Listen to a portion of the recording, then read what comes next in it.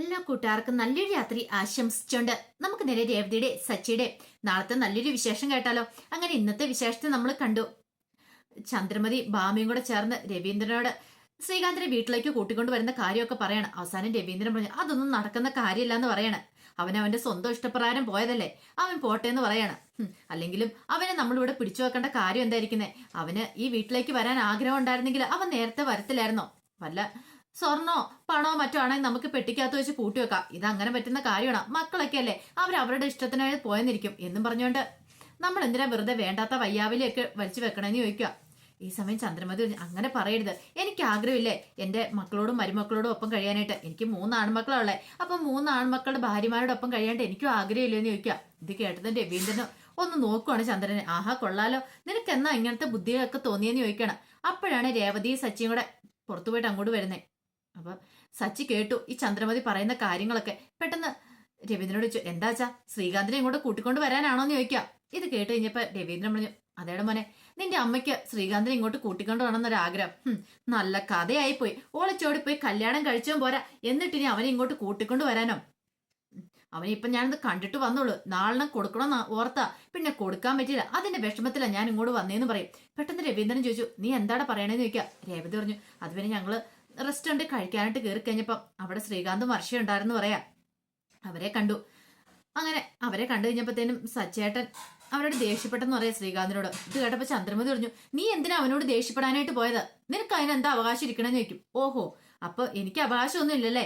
എന്റെ അനിയനല്ലേ അവന്, അവൻ കാരണം ഈ പ്രശ്നങ്ങളെല്ലാം ഉണ്ടായതോ? അത് നിന്റെ ഭാര്യ കാരണം അല്ലല്ലേന്ന് ചോദിക്കുകയാണ്. എന്റെ ഭാര്യ കാരണമൊന്നും അല്ല, കാരണം എന്റെ ഭാര്യ ഒന്ന് സൈൻ ചെയ്ത് കൊടുത്തെന്നുള്ളൂ. പക്ഷേങ്കില് അവൻ ചെയ്തതോ, അവൻ മനഃപൂർവ്വം ഇവളെ ടാർഗറ്റ് ചെയ്ത് കൊണ്ടുപോകല്ലേ ചെയ്തേ. അങ്ങനെ കൊണ്ടുപോകാൻ പാടുള്ള കാര്യമാണെന്ന് ചോദിക്കാം. ഇനിയിപ്പൊ അവനെ പിന്നെ സഹിക്കാം. അവന്റെ ഭാര്യ എന്തൊരു നാക്കാ പെണ്ണിന്, എന്റെ പൊന്നോ, ഒന്ന് കാണ്ടം കേൾക്കട തന്നെയായിരുന്നു പറയണേ. ഇതേട്ടപ്പോ ചന്ദ്രമതി പറഞ്ഞു, അതിന് വർഷം നിന്നോട് എന്താ പറഞ്ഞെന്ന് ചോദിക്കും.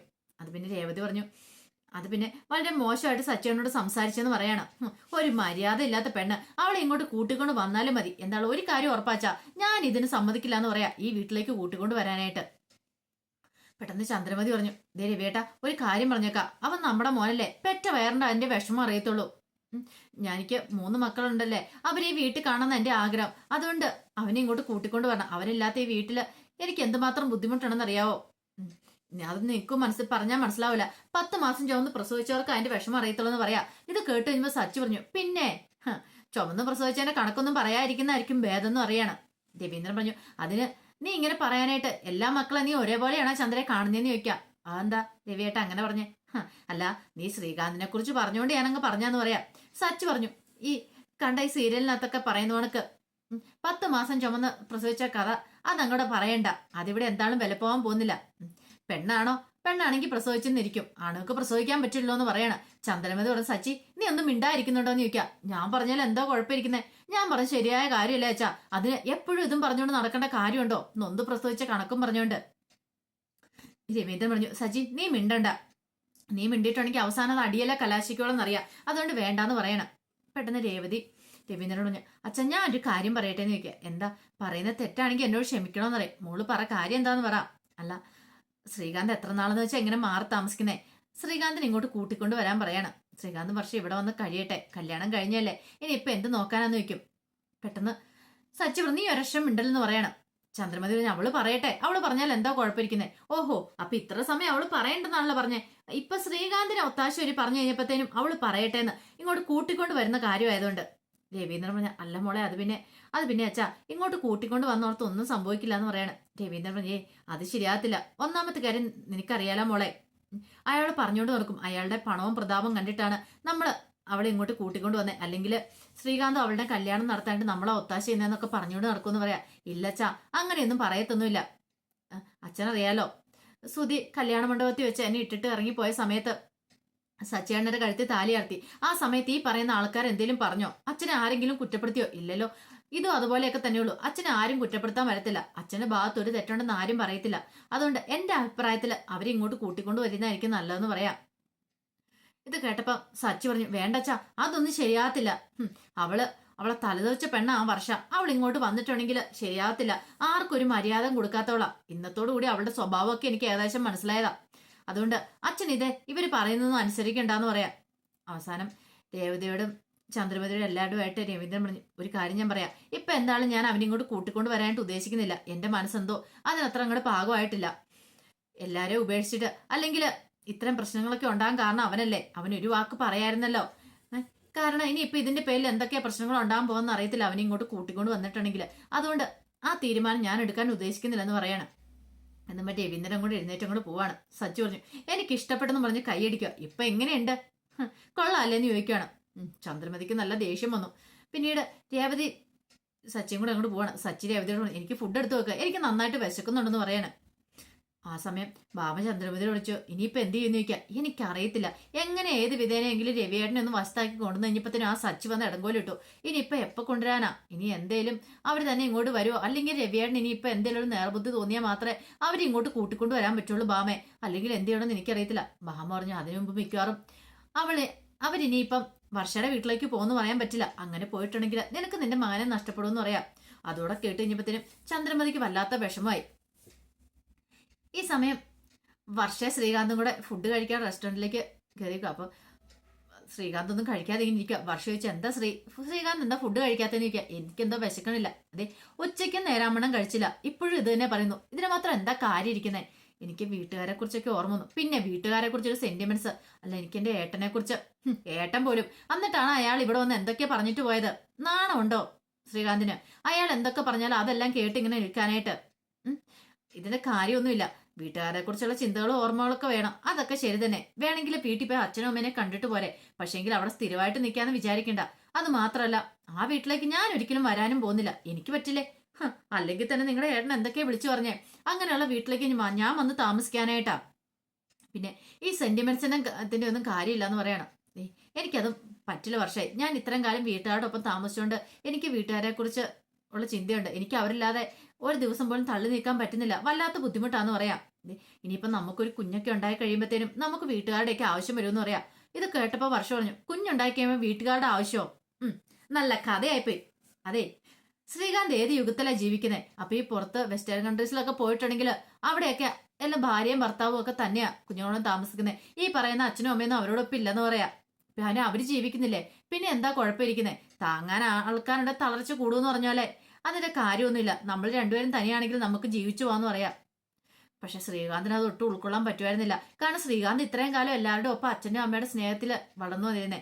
പെട്ടെന്ന് ഒരു ദിവസം അവരെ കാണാതിരിക്കുമ്പോൾ അവരോടുള്ള ആ സ്നേഹം, അതിന്റെ ഒരു ബുദ്ധിമുട്ട് ശ്രീകാന്ത് നന്നായിട്ട് അനുഭവിക്കുന്നുണ്ടായിരുന്നു. പിന്നീട് വർഷ പറഞ്ഞു, കഴിക്കുന്നില്ലെങ്കിൽ വേണ്ട മാ പോവാന്ന് പറയണം. പിന്നീട് പിറ്റേ ദിവസം നേരം വെളുത്തു കഴിഞ്ഞപ്പോഴത്തേനും സുധി പതിവ് പോലെ തന്നെ പാർക്കിലേക്ക് പോവാണ്. അവിടെ പോയിരുന്ന് കഴിയുമ്പോഴത്തേനും സുധിയുടെ ഫ്രണ്ട് വരുവാണ്. അപ്പൊ ഫ്രണ്ട് ഫോൺ വിളിച്ചോണ്ടാ വരുന്നേ. അപ്പൊ അയാള് പലിശയ്ക്ക് പൈസ മേടിച്ച ആളുടെ ദേഷ്യപ്പെട്ട് വരുവാ. അതെ, ഇന്ന് വൈകുന്നേരം ആകുമ്പത്തേനും പലിശ തന്നില്ലെങ്കിൽ ഉണ്ടല്ലോ, എന്റെ സ്വഭാവം എന്താ നീ ശരിക്കും അറിയും, കാണിച്ചാലാം, നിന്റെ കൈയും കലയാൻ തല്ലി ഒടിക്കുന്നൊക്കെ പറഞ്ഞിട്ട് അങ്ങ് വരുവാണ്. പെട്ടെന്ന് സുധി ഒരു നിമിഷം ഞെട്ടിപ്പോയി. എന്റെ ഭഗവാനെ, പലിശ കൊടുക്കാറായോ? കൊടുക്കാറായില്ല, 3-4 ദിവസം കഴിയുമ്പോൾ കൊടുക്കാറാവും. കൊടുത്തില്ലേ തന്റെ അവസ്ഥ ഇത് തന്നെ ആയിരിക്കുമല്ലോ. പെട്ടെന്ന് ചോദിച്ചാൽ, എന്താ ബ്രോ എന്താ ദേഷ്യപ്പെട്ട് സംസാരിക്കുന്ന കേട്ടെന്ന് സുധി ഒന്നും അറിയത്തില്ലെന്ന് വേണ്ടി ചോദിക്കുക. അതോ, പലിശയ്ക്ക് പൈസ മേടിച്ചിട്ട് ചോദിച്ചു കഴിഞ്ഞപ്പോൾ ഓരോരുത്തന്മാർക്ക് വലിയ ജാട. ഞാൻ നാളെ പറഞ്ഞിട്ടുണ്ട് ബ്രോ. അത് പിന്നെ അതെ, സുധിയുടെ പൈസ തരാനായിട്ടില്ല, പേടിക്കൊന്നും വേണ്ട, 3-4 ദിവസം കൂടെ ഉണ്ട്, അത് കഴിയുമ്പോൾ പൈസ തന്നേക്കണമെന്ന് പറയണം. ശരി എന്ന് പറയാം. പിന്നെ എന്താ വല്ലാത്തൊരു അസ്വസ്ഥയുണ്ട് സുധിയുടെ മുഖത്ത്. അത് രാവിലെയും ബ്രേക്ക്ഫാസ്റ്റ് കഴിച്ചില്ലെന്ന് പറയാം. അതെന്താ? രാവിലെ ധൃതിയാന്നും പറഞ്ഞ് പെട്ടെന്ന് ഇറങ്ങി പോന്നു, അതുകൊണ്ട് കഴിച്ചില്ല. എനിക്ക് നന്നായിട്ട് വിശക്കുന്നുണ്ട്, ഫുഡ് കഴിച്ചാലോ എന്ന് ചോദിക്കാം. ഇപ്പൊ കഴിക്കാനാ?